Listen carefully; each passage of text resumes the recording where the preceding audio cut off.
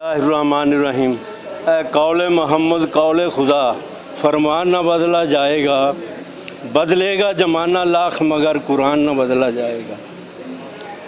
ऐ वसीम रजवी तेने सारी दुनिया की लानत ले ली, तू लानत का हकदार हो गया है जी।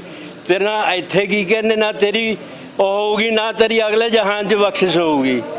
ऐ रजवी तेरे वर्गे चाहे 10,000 रजवी पैदा हो जान तां भी कुरान का एक अल्फाज भी बदल नहीं सकते। याद रखी तू लानतियाँ और लानती रहेगा, लानत का तबका तेरे गल विच पा देता है। बस जो वसीम रज़वी है जिन्होंने कुरान करीम को तहरीफ़ और बदलने की कोशिश की है, ये उनकी नापाक साजिश है। उसके पीछे जिसकी भी ताकतें हो हमें उससे कोई मतलब नहीं। हमें अपना जो कुरान है जिसके बारे में अल्लाह ने ख़ुद उसी कुरान में फरमा दिया है कि इसमें तब्दीली की कोई गुंजाइश नहीं है, कोई इसमें एक ज़ेर ज़बर नुक्ता को बदल नहीं सकता, और अगर कोई बदलेगा तो अल्लाह के कानून को तहरीफ़ करेगा। इसीलिए हम सब लोग आज डीसी साहब और सीपी साहब के यहाँ आकर ये मांग कर रहे हैं कि इस मलून वसीम रज़वी की जल्द से जल्द गिरफ़्तारी की जाए और जो भी सज़ा इनकी बनती है उनको दी जाए। बिस्मिल्लाहिर्रहमानिर्रहीम। ਅੱਜ ਅਸੀਂ ਮਾਨਯੋਗ ਡੀਸੀ ਸਾਹਿਬ ਦੇ ਕੋਲ ਮੈਮੋਰੈਂਡਮ ਦੇਣ ਆਏ ਹਾਂ ਜੋ ਕਿ ਕੁਰਾਨ ਦੀ ਬੇਅਦਬੀ ਨੂੰ ਲੈ ਕੇ ਹੈ। ਇੱਕ ਵਸੀਮ ਰਜ਼ਵੀ ਨਾਮ ਦਾ ਸ਼ਖਸ ਹੈ ਜੋ ਕਿ ਲਖਨਊ ਤੋਂ ਉੱਤਰ ਪ੍ਰਦੇਸ਼ ਤੋਂ ਬਿਲੋਂਗ ਕਰਦਾ ਹੈ ਤੇ ਐਕਸ ਚੇਅਰਮੈਨ ਹੈ ਸ਼ੀਆ ਵਕਫ ਬੋਰਡ ਦਾ।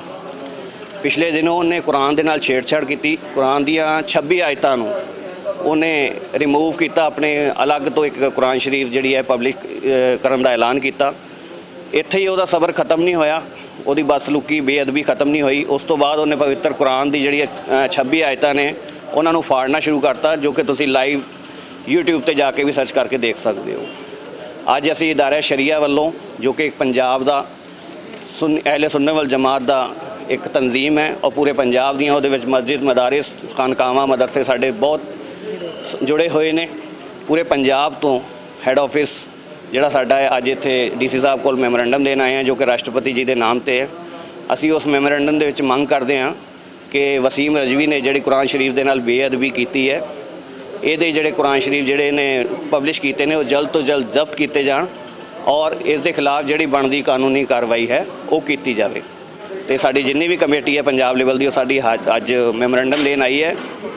ਅਸੀਂ ਜਿੱਥੇ ਵਸੀਮ ਰਜ਼ਵੀ ਦੇ ਇਸ ਜਿਹੜੀ ਬੇਅਦਬੀ ਹੈ ਉਹਦੀ ਬਹੁਤ ਨਿੰਦਾ ਕਰਦੇ ਹਾਂ, ਉੱਥੇ ਹੀ ਤੁਹਾਨੂੰ ਮੀਡੀਆ ਦੇ ਵਿੱਚ ਅਸੀਂ ਅੱਜ ਇਸ ਚੀਜ਼ ਨੂੰ ਵਾਅਦੇ ਕਰਦੇ ਹਾਂ, ਇਸ ਚੀਜ਼ ਦਾ ਐਲਾਨ ਕਰਦੇ ਹਾਂ ਕਿ ਪੂਰੇ ਦਾ ਪੂਰਾ ਕੁਰਾਨ ਜਿਹੜਾ ਹੈਗਾ ਉਹ ਮਾਨਵਤਾ ਨੂੰ ਲੈ ਕੇ, ਇਨਸਾਨੀਅਤ ਨੂੰ ਲੈ ਕੇ ਉਹਦੇ ਵਿੱਚ ਮੈਸੇਜ ਹੈ।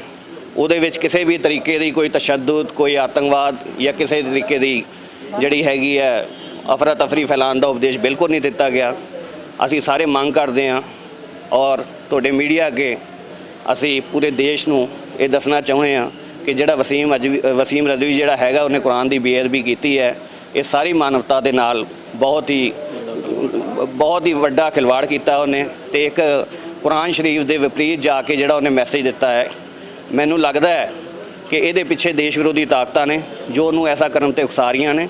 ਜਿਵੇਂ ਕਿ ਤੁਸੀਂ ਜਾਣਦੇ ਹੋ ਕਿ ਪਿਛਲੇ ਕੁਝ ਸਾਲਾਂ ਤੋਂ ਜਿਹੜਾ ਸਾਡੇ ਦੇਸ਼ ਦਾ ਲੋਕਤੰਤਰ ਹੈ ਉਹਦੇ 'ਤੇ ਕਈ ਤਰੀਕੇ ਦੇ ਵਾਰ ਕੀਤੇ ਜਾ ਰਹੇ ਨੇ, ਕਿਤੇ ਸੰਵਿਧਾਨ ਨੂੰ ਬਦਲਣ ਦਾ, ਕਿਤੇ CAA NRC ਲਾਈ ਜਾ ਰਹੀ ਹੈ।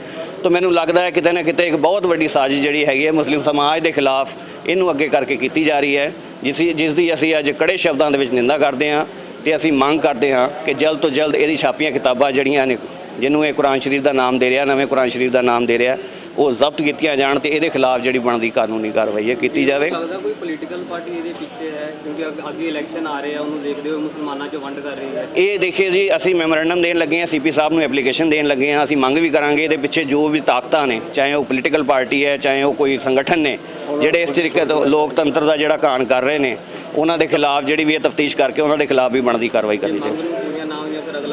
ਅਗਲਾ ਕਦਮ ਇਹੀ ਹੋਊਗਾ ਕਿ ਜਿਵੇਂ ਕਿ ਅਸੀਂ ਤੁਹਾਨੂੰ ਦੱਸਿਆ ਕਿ ਪੂਰੇ ਪੰਜਾਬ ਦਾ ਮੁਸਲਮਾਨ ਬਹੁਤ ਹੀ ਨਿਰਾਸ਼ ਹੈ ਔਰ ਬਹੁਤ ਹੀ ਗੁੱਸੇ ਦੇ ਵਿੱਚ ਹੈ।